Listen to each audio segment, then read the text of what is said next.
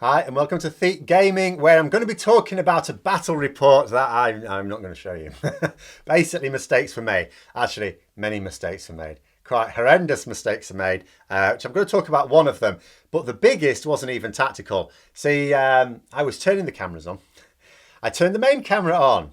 Then I spent ages looking for the remote to another. Couldn't find it, switched it on manually. Don't know why I didn't do that straight away. It's just how you are when you're used to using a remote. Then I turned the third camera on, and then I went and turned the first camera back on again. Only, of course, it was already on, so I switched it off. The result is that I have only 47 seconds of pre-game footage on that main camera, but there was of all the cameras to have lost, that was the one I couldn't afford to lose. So it was all cocked up. I don't have it. But there was an interesting tactical situation that I'm going to discuss quite quickly, much quicker than a battle report, resulting from it. So basically, I was playing Adepta Sororitas with the new codex against Harlequins, with, of course, the not new codex. Very interesting matchup, and hopefully we'll just have to do that again relatively soon. So Star was using the Harlequins as soaring spike, which is what I would do. So they treat their pistols as assault weapons if they advanced. Now, combine that with getting the first turn and being able to redeploy some units before the first turn, and you have an entire army effectively armed with melter, as well as haywire, in your face immediately. And to put it simply, before I even had my first turn, I'd lost half my army. It's a little bit like, you know, when you watch a battle report, say on Tabletop Tactics, which I think is the gold standard for 40k, and you see a devastating first turn, you go, oh, how's the other guy going to, recover from this? And then you look at the length of the video and you see it's an hour and they've already spent 20 minutes talking about their list, and you think, they're not going to recover. It was like that. It was brutal. So inevitably what happened, I had my first turn, tried to do I was completely hemmed in. I only played my second turn. It was gone by then. I had nothing left. I only played my second turn because I could score some points. I'm going to look at the thing. In the end, I was able to score 14 points, but realistically, I would lose 3 of those points by the end of the game with the secondaries I chose. So effectively, I would have finished. I wouldn't have even got to 20 points. Star was already on like 40 at this point. So what you then inevitably do is you turn to the debrief. So what do I learn from this? Massive mistakes were made. It was absolutely horrendous, complete bloodbath.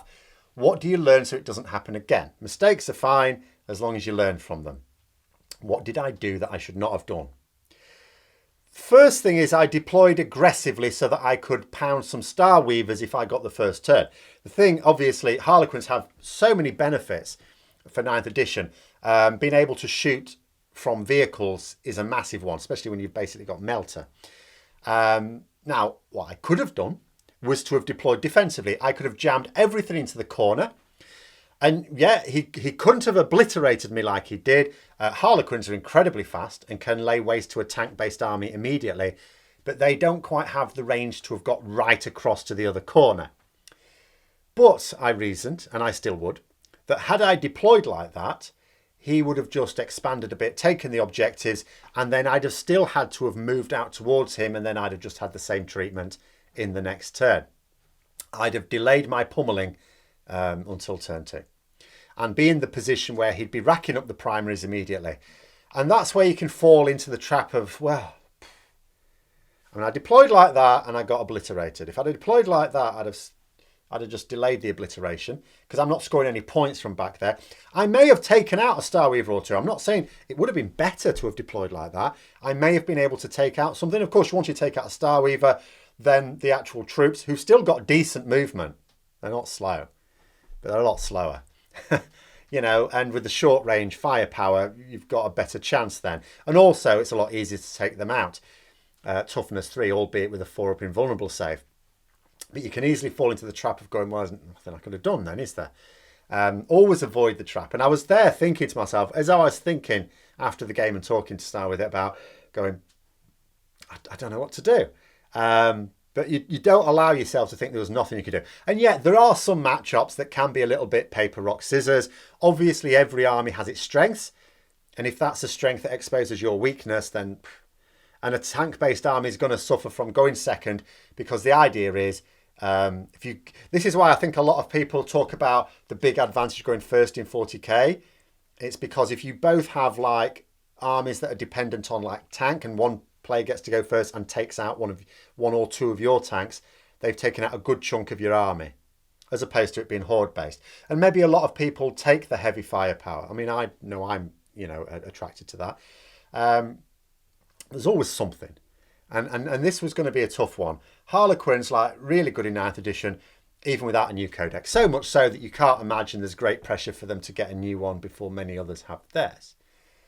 But I looked at my deployment and still, say it wouldn't have helped anything to have just jammed it into the corner. I needed to deploy semi-aggressively, at least up to my territory edges, to be able to move to objectives quickly.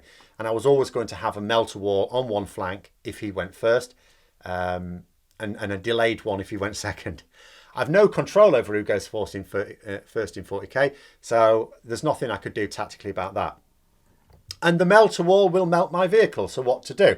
Well, here's the thing. I mean, they don't actually carry melter guns, they carry fusion pistols, which have a 6-inch range. Now, I'd deployed my vehicles at the territory edges and then infantry dotted about. I had 3 units of Battle Sisters, bog standard 55 points a unit. I had a Celestian squad, which is more expensive, but still easier to lose than an Exorcist. And if I'd deployed them to form a screen to prevent the Star Weavers getting within 6 inches of the vehicles, then he wouldn't have been able to get any fusion pistol shots into them. Yes, I'd have had to have those vehicles a bit further back, but I protected them from the fusion pistols. Now, and I wouldn't have needed to have jammed them in the corner. So all he'd be able to do, he'd be able to shoot at my troops with the fusion pistols. Okay, he'd probably lay waste to them. D6 damage doesn't matter against 1 wound, 11 points a model troop. He'd have still been able to shoot at my tanks, of course. He'd have had shuriken cannons and shuriken pistols, I suppose, still. He'd have had his haywire on the Skyweavers. But it wouldn't have been nearly as devastating. And I'd have had a shooting phase back. It might still have gone wrong. I did have something left. I had half my vehicles left. For example, I emptied all of my remaining Exorcist conflagration rockets at a lone Death Jester and still failed to kill it. It had no debuffs active. There was no -1 to hit or anything like that. There was no -1 to win. There was nothing. He was just there on his own to be shot at. He even spent a command point because I had to, because I didn't actually see him. He survived. But with twice as much firepower, I wouldn't have quite had twice as much. He still would have killed something. But with a lot more firepower hopefully left, I'd have at least had a fighting chance. I wouldn't have been locked into combat with them either. I certainly would have had most of my army by points value essentially intact. And then, a Harlequin's force in shooting range of everything, where I could have maybe focused things down. And also, because he didn't destroy the vehicles, he wouldn't have exposed the troops that were in those vehicles, who would then have been free to charge in and get more attacks in. But there it is. I mean, that is the disaster that can ensue from just an ill thought out deployment strategy I thought I'd share with you. Mistakes were made, but I think lessons were learned. Many lessons were learned, actually. And that was just one of them. I think there were 3 huge tactical errors I made. And another lesson learned will now be to check the recording symbol on all of the cameras before we even get into the game itself.